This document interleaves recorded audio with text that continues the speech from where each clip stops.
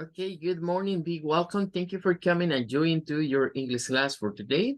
We have to begin the class reading the versicle to get a blessing from us, from God. Well, let's see.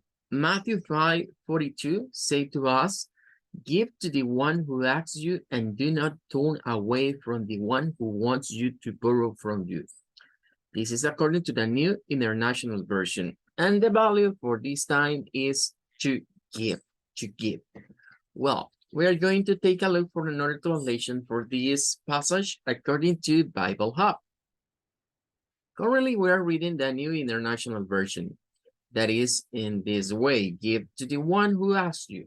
Well, for example, if we go to the New Living Translation, give to those who ask. It's a little changing because it's not just one people, it's not one who asks you, it's everybody in this case. Give to those who ask and don't turn away. Well, in this case, for New Living Translation, we are going to take a look, or maybe you can notice about the difference between using this word, and this case is an auxiliary form to make a negative sentences, like say no in Spanish, do not. In this case, the contraction, don't. And don't turn away from those, one more time, who wants to borrow. But pay attention because we are going to find similar verbs like give, ask, turn away, and borrow. Well, for English Standard Version, we have give to the one who begs from you. In this case, is different. Is the word begs. It's similar like to say to somebody that I need your help. And do not refuse the one who would borrow from you. It's a changing in this part. Berean Standard Bible, give to the one who asks you and don't turn away from the one who wants to borrow from you. This is similar to the New International Version. It's like the same way. Berean Literal, give to the one who asking you. In this case, it's a changing in the form of the verb ask. In this case, asking you. And should, and this is like a future simple tense, and should not turn away from the one desiring, is not want, is desiring to borrow from you. Well, it's a little changing in some words. Bueno, al examinar estas versiones estamos viendo que hay algunos cambios en términos de las palabras que escogieron los traductores. En la New International Version nos habla de hay que darle a aquel que te lo pide a una persona y no te apartes de aquel que quiere pedir prestado de ti. La New Living Translation va en la idea de que dale a aquel, a cualquiera. No solo es una persona, es a cualquier, a un grupo de personas, o sea, no solo es uno en particular, sino a todo aquel, ¿verdad? Que te pida, dale. Y luego dice, no te apartes, don't turn away, no te apartes, no, bueno, turn away es una frase verbal, el verbo turn por sí mismo significa girar o tornar, ¿verdad? Hacia un lado, pero away es como apartarse de alguien, ¿verdad? Como girar apartándose de alguien, vendría siendo, digamos, el significado de esa frase verbal. Apartarse lo podríamos traducir de esa manera. De aquel que quiere prestarse. El verbo borrow es prestar. Entonces vemos que eso se repiten bastante, pero aquí encontramos algunas diferencias, por ejemplo, que en este caso, como se está hablando de una persona, de una third person, puede ser un he, puede ser un she, se usan verbos como ask con la letra S y wants con la letra S, que es para la conjugación de simple present para terceras personas. Cuando se dice those, es aquellos, o sea, son plurales. En el caso de los plurales ya no es necesario utilizar la letra S ni para ask ni para el verbo want. Por eso no lo lleva en estas versiones. La English Standard cambia un poco el verbo. En este caso ya no es ask, sino que es begs. Begs es sinónimo de solicitar algo, ¿verdad? De pedirle a alguien ayuda de algo. y aparece de manera diferente planteada la otra cosa, porque dice, and do not refuse. No rechaces, dice, o no te rehuses, sería otra forma de verlo, no te rehuses a aquel que presta o que quiere pedir algo prestado de ti. Ahí es donde vemos el cambio en refuse en vez de turn away. En las Biblias regresamos a las ideas anteriores de ask, tercera persona, wants, tercera persona, turn away y borrow from you. Luego, en la Berean Literal cambia un poco la forma verbal de ask, porque sería dale a aquel que está pidiéndotelo o que el que está pidiéndotelo. Ese sería el asking. Aquí más como pedir algo, más que preguntar. Y la forma verbal también de la siguiente parte del tone away cambia porque se usa should not. El should not es como decir will not. Es un futuro simple, ¿verdad? Y no huyas podría ser o no te apartes, no te apartes de aquel que desea, ya no aparece el verbo querer, sino que dice the one deciding, aquel que está deseando to borrow from you, aquel que está deseando prestar algo de ti. Bueno, vamos a dejar hasta aquí esta parte. Nos vamos a quedar hoy hasta las traducciones de la Berean Standard y Literal Bible. Y vamos a continuar con nuestro material. Ayer habíamos avanzado ya una parte de el vocabulary de Classroom. Vamos a seguir siempre con la misma dinámica de ir viendo las palabras de acuerdo a dictionary.com y la pronunciación que corresponde. Seguimos con la llamada engrapadora. Vamos a ponerla por acá. Es desde ya ir viendo que es de las palabras que terminan en ER, ¿verdad? Así que la ER, pues ya sabemos que implica un sonido schwa al final. Y nótese que aquí se derivan en esas dos. Stay vendría siendo la primera, stay, y luego la siguiente va a ser plur, stapler, stapler. Vendría siendo la pronunciación para lo que es la engrapadora. Dos sílabas. Stay, esa se vuelve una vocal larga en este caso, A, y luego la P, la L, la E y la R se hace con un schwa. No es como decir player, no es como decir stapler, no, es staple, staple. Es más suave el sonido al final. Ahí tendríamos entonces la de engrapadora. Sería staple. Vamos a ponerla por acá. Ahí estaríamos. Bueno, la siguiente son acciones. Cuando se pone to read, to write. Por ejemplo, estamos viendo en el versículo to give. Son acciones. Son acciones, pero con el verbo to. Eso se utiliza mucho en el inglés, ¿verdad? Para referirse a que la acción es, en este caso, una acción que se está proponiendo. Es como decir, leer, escribir, ponerse a leer, ponerse a escribir, to read, to write. Es para dar como más énfasis en la acción. Siempre se suele utilizar eso en muchas palabras para, sobre todo verbo, ¿verdad? Para dar a entender, para decir, bueno, es para leer, para observar, para comprender. Esos para sería el to, que se agregan muchos de estos. Bueno, esta palabra es interesante. Tiene el diptongo EA. El diptongo EA hay que tener mucho careful, hay que tener mucho cuidado porque no siempre suena igual. En esta palabra, el diptongo EA va a sonar a I y lo vamos a leer como read, leer. Pero aquí hay una situación y es que este verbo cuando se utiliza en presente simple, por ejemplo, o en la mayoría de verbal tenses, vamos a tener un sonido para presente simple. Y no varía, digamos, en los otros cambios, pero este sí.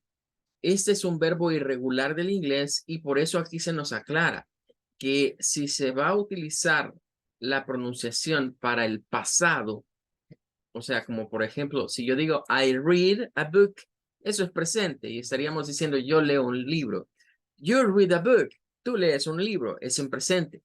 Pero si yo digo algo como I read a book yesterday, I read a book, o the last week you read a book, es el mismo verbo, se escribe de manera igual, o sea, no cambia la escritura, es la R, la E, la A y la D, pero sí cambia la pronunciación entre el presente y el pasado simple. Así que es un verbo interesante, muy usado, que tiene esa peculiaridad de pronunciarse de una manera cuando es el presente simple y cuando es el pasado simple. En este caso, como estamos diciendo to, implica que es una acción actual o una acción en presente. To read, leer. To read, you have to read, tienes que leer. Bueno, luego en la otra parte, quizás voy a terminar para llevar esta secuencia porque estas son como commands and instructions. Son como cuando un teacher da una indicación, ¿verdad? De realizar una situación en clase. Entonces, to write sería la indicación. Hay que leer. To read. Hay que escribir, hay que leer. To pay attention. Hay que poner atención.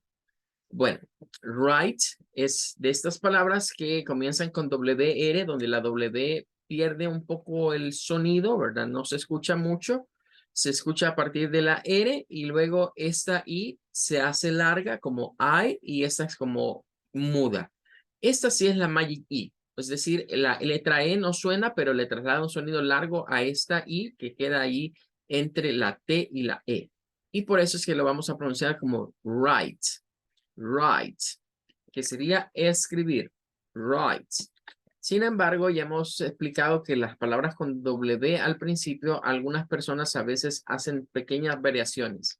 Y no sería algo extraño escuchar a alguien, en vez de decirnos write, así directamente decirnos algo como write, write, haciendo como la U de la W al principio. Entonces, existen esas variantes, pero ya son menos frecuentes. Bien, la siguiente de este lado es compuesta. Es un objeto que tiene dos palabras y posiblemente no lo encontremos junto como paper punch. Lo vamos a hallar por separado. Primero vamos a ver la de paper, el papel. Bueno, papel tiene dos sílabas, termina en ER y curiosamente esta se lee como pay, la primera, y luego per, paper. No es per, no es paper, porque si usted lo lee como está leyéndolo muy con el sonido del español. Y esta E suena a un schwa. Ya irán notando, creo que con las palabras que hemos ido estudiando, se ve ya cierto comportamiento de los sonidos de las palabras en inglés. Y ya podemos ir viendo que estas palabras que terminan en ER y R, al final, una vocal con la R nos da siempre esa situación en donde suena el schwa. Stapler. Es el mismo sonido. La otra solo lleva una L, esta va sin la L. Pero esta tiene otra palabra y es punch.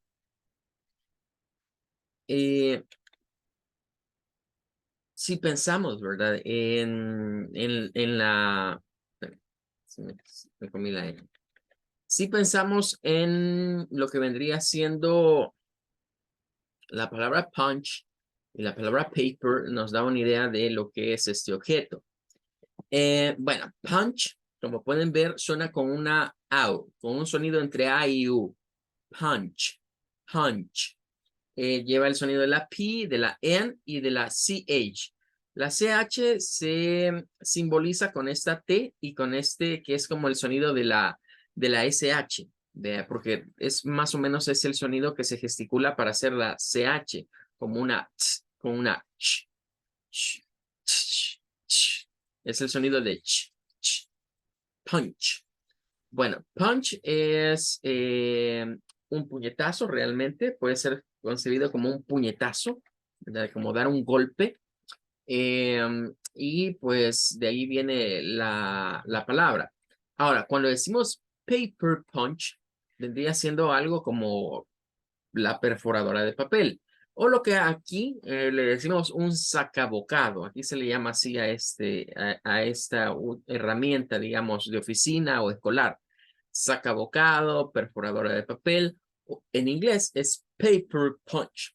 La idea de paper punch viene porque realmente a través de un golpe, como de un golpe en la máquina, que se golpea la máquina, es donde se hace la perforación.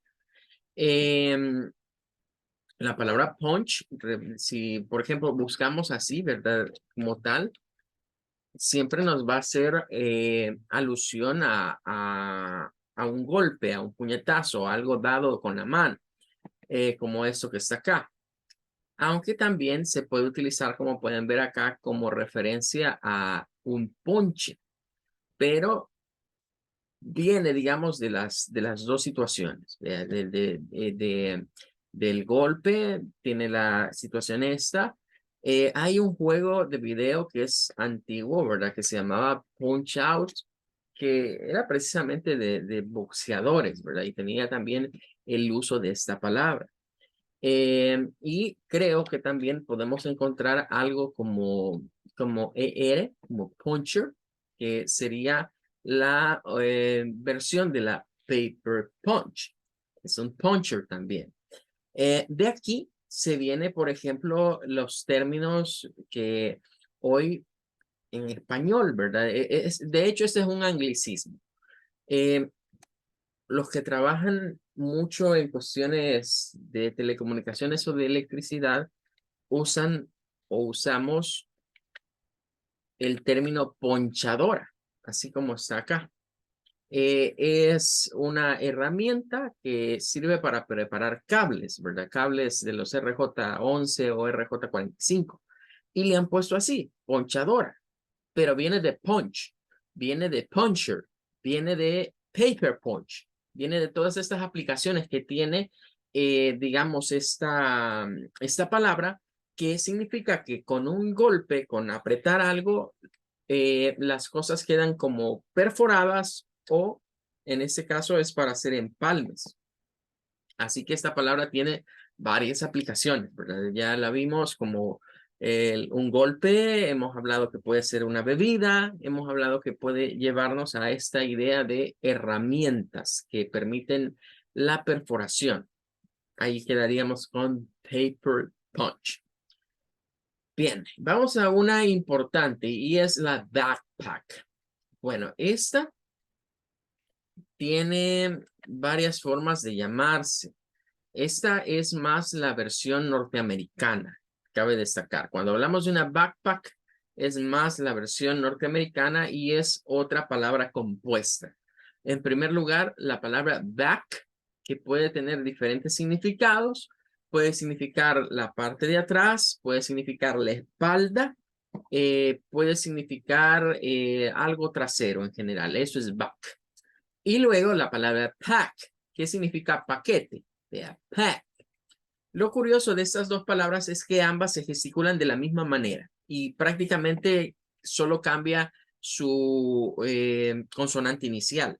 La gesticulación de estas A, tanto en back como pack, es con el sonido I. Es un sonido donde se mezcla la A y la E y está en medio de dos consonantes. Entonces tenemos aquí la B y tenemos la K y decimos back. Y luego, en el otro caso, es la P y suena la K al final. Nótese que en ambas la C no tiene acá gesticulación. No es parte del sonido. Entonces, ya podríamos ir adelantando. Mire, cuando vea la CK al final de las palabras, sépase que la que suena es la K y no la C. La C queda sin sonido. Entonces, decimos backpack. Literalmente es como el paquete de la espalda. O sea, si viéramos la etimología de la palabra significaría eso, el paquete que se lleva en la espalda. Entonces, de ahí viene lo que nosotros le decimos la mochila o que también se le dice el bolsón, mochila o bolsón. Pero repito, esto es más al estilo norteamericano, porque por ahí vamos a encontrar en ese mismo material la versión británica, que los británicos no les dicen backpack a las mochilas, a lo que se carga en la espalda, sino que les dicen school bag, school bag, que sería algo como bolso escolar, algo así vendría siendo la traducción literal, ¿verdad? Pero nosotros aquí, ya sea una backpack o una school bag, les decimos mochila, bolsón. La gente aquí suele decir, por lo menos aquí en El Salvador, le llamamos quizás más bolsón a esto, pero es ese aditamento. Bueno, vamos a la siguiente, que es calculator. Bueno, esta es interesante porque tiene varias cosas.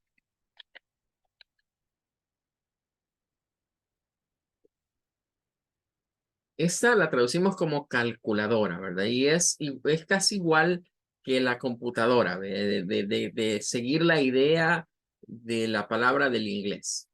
Esta tiene varias situaciones. En primer lugar, esta es la primera sílaba, la C, la A y la N, que suena con la misma A que acabamos de estar viendo en backpack, que es el I, cow, cow. Es la pronunciación de este, cow. Luego, esta C y la U, pues va a sonar a Q, Q. No es como el sonido de la I y la U. No es como U, no es Q. Es con un schwa. Se cambia el sonido U por un sonido schwa, por eso es más suave, ya que la sílaba tónica la encontramos en la primera de estas, ¿verdad? Está en la primera de estas. Es la primera, la sílaba tónica. Entonces aquí se mete un schwa para que suene más suave. El schwa siempre crea ese efecto sobre las palabras, que suena un poco muy suave. Es un sonido weak o débil. El Q. Luego la L y la A se va a leer con el sonido largo para la A, ley. Vean acá cómo cambia. Esta A se lee como I y esta A se lee como A, su sonido largo. Y luego la T, la O y la R, nuevamente las vocales con la R al final de las palabras tienen este comportamiento en el inglés y es que suenan con un schwa siempre. No va a sonar a tor, sino que va a sonar a pur, más suave. Calculator, calculator. Sería entonces la pronunciación para esa. Calculator. Vamos a ponerla por acá. It's a calculator. Tendríamos la calculadora. Bien, vamos a ir con una más. En este caso vamos a ir ahora a los llamadas crayolas o también que se les dice crayones, porque realmente el problema con la palabra crayola es que es una palabra registrada, es una marca más que todo. Por eso es quizás la traducción más apropiada al español es crayón, un crayón y no crayola. Pero bueno, esta palabra tiene las siguientes sílabas. En primer lugar, la C, la R y la A es una sílaba y va a sonar a cray, cray, cray. Luego la Y en esta palabra es casi como que se pierda, no va a sonar, aunque hay una regla que nos dice que la sílaba es la C, la R, la A y la Y la regla nos dice que las A con las Y suenan a A. Entonces, se puede ver de las dos maneras, como que esta suena larga y esta queda sin sonido, o como que todo esto es la primera sílaba y la A y la Y suena a cray. Y luego quedaría esta como una segunda sílaba, la O y la N. Esta ON puede tener dos sonidos, uno con el sonido AO, es decir, como una AO, como el crayon, crayon, on, más parecida a como lo diríamos casi en español, vea, como on, crayon, y una pronunciación más suave en donde este sonido se hace como el schwa. O sea que hay personas que nos van a decir como crayon, on, crayon, y otros nos la van a decir como crayon, crayon, muy suave al final. Crayon, it's a crayon. Crayon, it's a crayon. Well, esas serían entonces dos pronunciaciones, digamos, para esta palabra. Aquí está en plural, ¿verdad? Pero recordemos que en dictionary.com no hallamos las plurales. Entonces, Lo único que debemos de hacer es agregarle acá una S, crayons, crayons acá, para hacerla plural. Y ya decir crayolas o crayones. Y repito, es muy común, nosotros tenemos quizás ese problema aquí en Latinoamérica, que acostumbramos a ponerle o a llamar las cosas por una marca y no por el nombre del producto. Por ejemplo, si aquí buscamos y ponemos una crayola, pues inmediatamente nos va a aparecer esta marca, porque es la marca y esa es su marca registrada. En cambio, si decimos un crayón, el crayón es de cualquier marca, porque es el nombre real. Esto pasa igual con, por ejemplo, la famosa cinta Scotch, que acostumbramos a decir una cinta, y ya vamos a llegar a esa, ¿verdad? Cinta Scotch. La gente acostumbra a decir así, pero Scotch es una marca registrada. Entonces, esto es una cinta adhesiva o cinta transparente, pero no es cinta Scotch.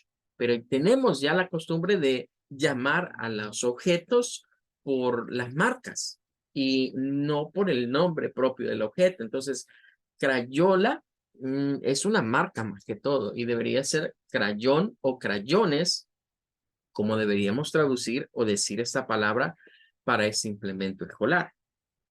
Bueno, vamos a una más sencilla que es page, que es de las que pertenecen a la Magic E. Es decir, palabra que termina en E, antes de la E hay una consonante y antes de esa consonante está el sonido largo para la A. Page. Aquí tendríamos para decir una página, sería page. Y ojo, hay vocabulario que a veces nos confunde porque teníamos la palabra sheets que era para hojas y page para página y parecieran sinónimos, pero recuérdense que una página, ¿verdad? Se compone de dos hojas, el frente y el reverso. Entonces, normalmente confundimos o se suelen usar como sinónimos de páginas con hojas, pero son diferentes. Las page, por ejemplo, las tenemos incluso en documentos de computadora, ¿verdad? Se habla de page, de páginas, no de hojas. Bueno, vamos con uno más. El siguiente es poster. It's a poster. De hecho, esta se usa así en español. Solemos decir un póster en español y de hecho hasta se le pone un acento por ahí, ¿verdad? Para que se note que es la versión en español de la palabra. Pero el origen viene, claro, de la palabra en inglés o del derivado de inglés. En este caso, nótese que la PO es la primera sílaba. No es POS, no es la POS, sino que es PO, PO, es la primera. Y luego la S, la T, la E y la R, nuevamente R al final, stir, stir, sería stir, poster, poster, sería la pronunciación para un póster. O lo que aquí pues le llamaríamos como un cartel, un póster o cartel. Luego viene una que se parece al póster, pero es diferente, porque es un letrero y quizás aquí es donde comienza la confusión. Bueno, ¿y hay diferencia entre uno y el otro? Sí, en términos de la información y del tamaño, del tipo de información que muestran y del tamaño es donde vemos la diferencia. En este caso, esta palabra es de las que entran en excepción porque no la vamos a pronunciar con un sonido corto para estar ahí, sino que se hace un sonido largo, a pesar que no termina en E. Entonces, esto lo vamos a decir como sign. It's a sign. No vayamos a decir algo como sing, es sign. Y nótese que la G no interviene, o sea, solo hace el sonido. La S, la I larga que es I y la N. Sign. It's a sign. Esto es un letrero, es algo, por ejemplo, esto que está acá atrás mío, este es un sign, es un letrero. Los letreros no necesariamente tienen que ser de papel, pero se acostumbran a hacer en papel también. Es un anuncio, también se puede ver como un anuncio, algo que nos indica o que nos da un aviso, una notificación. En cambio, el póster es, diría yo, un poco más elaborado, tiene más colores, más imágenes. Esa vendría siendo quizás la diferencia. El letrero por lo general solo tiene, como en español lo dice, letras. De ahí viene el letrero de letras. En cambio, el póster o cartel pues tiene más imágenes. Bueno, tenemos paper, pero paper ya la habíamos visto aquí arriba, ¿verdad? Ya habíamos buscado individual, así que eso la vamos a copiar. Paper. Y luego llegamos a question, que es para hacer una pregunta. A veces se confunde el vocablo question con el vocablo ask, pero son diferentes. Ask es preguntar, es la acción, así como está en el versículo, de que cualquiera que asks you, cualquiera que te pregunte. Pero question es el nombre para referirse a la pregunta. O sea, es the question, es la pregunta o el cuestionamiento, como se diría en español. Se parece un poco el vocablo. Bueno, esta tendría dos sílabas. La primera sílaba es curioso ver la Q y la U, que suele aparecer en estas palabras, se comporta como una K y una W. Ese es el sonido que le correspondería a la Q y la U. Cue, cue, pues. Se agrega la ES, pues.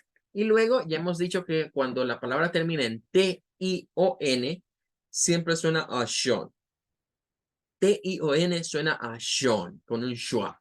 Question, question. It's a question. Bueno, ahí tendríamos the question, la pregunta. Vamos a la siguiente y es un clock. Ojo, este vocablo se usa solo para el reloj de pared en inglés, porque el que nos ponemos acá, ese se llama watch, igual que el verbo mirar o observar. Bueno, en el caso de clock es bastante fácil, es una palabra que termina con K y comienza con K, y luego el sonido de esa O es el sonido de la AO, clock, no es como decir clock, porque ahí está diciendo una O pura, es una mezcla entre una A y una O, como querer sacar la A con el sonido de la O, con la forma de la O. Clock, it's a clock, es un reloj. La siguiente, un locker, que de hecho esta palabra creo que se ha puesto muy de moda acá en nuestro país, usarla en inglés, ¿verdad? Ahí guardemos las cosas en el locker, dice la gente, donde son casilleros, eso significa un casillero. Es un casillero, un armario donde hay diferentes gavetas. It's like a closet, incluso como un closet donde podemos guardar cosas. Vea, my locker. Mi armario, mi gabinete, mi caja donde guardo mis cosas. Locker. Nuevamente, palabra terminada en ER, donde la ER suena a schwa y vean que aquí nos vuelve a aparecer ese sonido de AO, de una A con O mezclada. ¿Vean? No es como decir locker, porque ahí lo estamos diciendo con O y con R. Es locker, locker. Bueno. Nos quedan unas más. Las siguientes son las thumbtacks, que estas son tachuelas. Es para referirnos a a ese aditamento que sirve pues para perforar también o sostener. Las thumbtacks sería acá, realmente esta es una palabra compuesta. Vamos a ver si la tiene dictionary.com así. Si no, nos va a tocar buscarla seguramente por separado. Bueno, sí aparece. Entonces, vamos a ver acá la pronunciación. Realmente thumb, esta es la primera palabra, hasta acá. Thumb y tack vendría siendo la segunda palabra. Thumb significa pulgar. Eso significa pulgar. Entonces, y tack es como la aguja o como lo que llamamos acá una astilla. Una astilla, una aguja, algo que tiene punta. Entonces, thumbtack es como, bueno, las que son como un pulgar, pero que tienen punta, un pulgar puntiagudo, sería la traducción etimológica o el origen etimológico de la palabra. Entonces, nosotros aquí le decimos las tachuelas. Son como tacos con una aguja. Y así vendría siendo un pequeño taco con aguja. Bueno, tam, tac. Vuelve a aparecer el sonido AO en esa U, tam, y luego tac con el sonido AE, nuevamente entre una T y una K. Textbook, este vendría siendo el libro de texto. En las escuelas norteamericanas se suele hablar de un textbook y de un workbook, y eso se nos ha venido acá como una moda quizás más que todo en las clases de inglés. Un textbook es el libro de texto, así lo vamos a traducir, o sea, donde está la teoría. Y un workbook es un libro de ejercicios o de trabajo del libro de texto. Bueno, entonces se suelen usar esos términos. Textbook, un libro de texto. Nótese que esa book, ya habíamos hablado que esa doble O suena a una U. Bien, luego se nos viene tape, que es de las que suenan con la Magic E, que esta es la cinta adhesiva que nosotros le llamamos acá. También puede ser el tirro, puede ser el tirro también, que le llamamos tape. Esto es lo que estábamos diciendo anteriormente. Aquí le decimos nosotros la cinta Scotch, pero Scotch es una marca realmente, no es el nombre del producto. Tape. Luego la siguiente es math. Esta es para decir matemáticas. Realmente es una forma abreviada de decir matemáticas, porque es mathematics, pero es muy común que en los ambientes escolares solo se diga math class, math, con el AE y el TH sin vibración al final, math.